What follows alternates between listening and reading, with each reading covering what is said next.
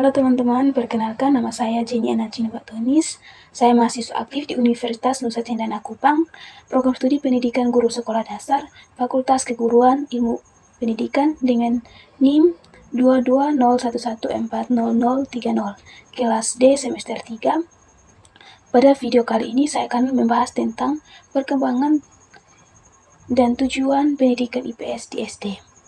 Nah, perkembangan pendidikan IPS pertama itu ada perkembangan pendidikan IPS di Indonesia. Nah, yang pertama itu pada kurikulum 1974 sampai 1975. Pada kurikulum ini pendidikan IPS dibagi menjadi 4 bagian, yaitu yang pertama pendidikan moral Pancasila, yang kedua pendidikan IPS terpadu untuk anak SD, yang ketiga itu pendidikan IPS untuk sekolah menengah pertama dengan muatan mata pelajaran geografi dan sejarah dan ekonomi koperasi, yang keempat itu pendidikan IPS untuk sekolah menengah atas dengan muatan mata pelajaran sejarah, geografi, dan ekonomi, sedangkan untuk SPG dengan muatan mata pelajaran sejarah dan geografi. Yang kedua itu perkembangan IPS pada kurikulum 1984. Pada kurikulum ini pendidikan IPS terbilang jauh lebih baik dari kurikulum IPS sebelumnya. Pada kurikulum ini IPS digunakan untuk menyebutkan nama mata pelajaran pada jenjang SD dan SMA. Dengan pada jenjang SMP muatan materinya jauh lebih luas karena adanya disiplin ilmu seperti sosiologi, antropologi, hukum, dan politik menjadi materi baru. Selanjutnya yang keempat, perkembangan IPS pada kurikulum 2006.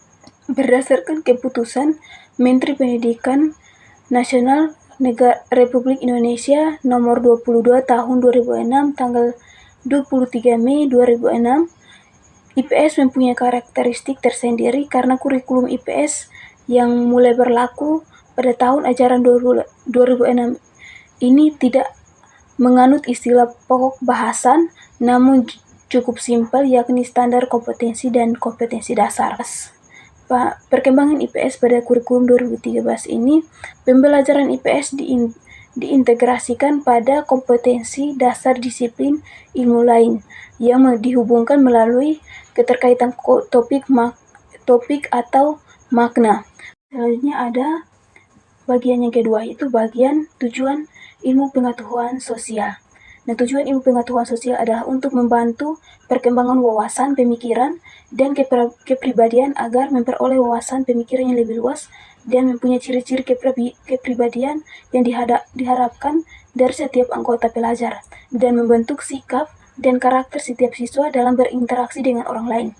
IPS sangat penting diajarkan kepada peserta didik agar mereka mengenal lingkungan sosial di sekitarnya. IPS bertujuan agar peserta didik memiliki kemampuan yang pertama, mengenal konsep-konsep yang terkait dengan kehidupan masyarakat dan lingkungannya. Yang kedua, memiliki kemampuan dasar untuk memperbaiki logis dan pemikiran kritis, rasa ingin tahu, inquiry, memecahkan masalah, dan keterampilan dalam kehidupan sosial. Yang ketiga itu memiliki komitmen dan kesadaran terhadap nilai-nilai sosial dan kemanusiaan, dan memiliki kemampuan untuk berkomunikasi, bekerja sama, dan berkompetensi dalam masyarakat yang majemuk di tingkat lokal, nasional, maupun global. Demikian penjelasan mengenai materi perkembangan dan tujuan pendidikan IPS di SD. Terima kasih.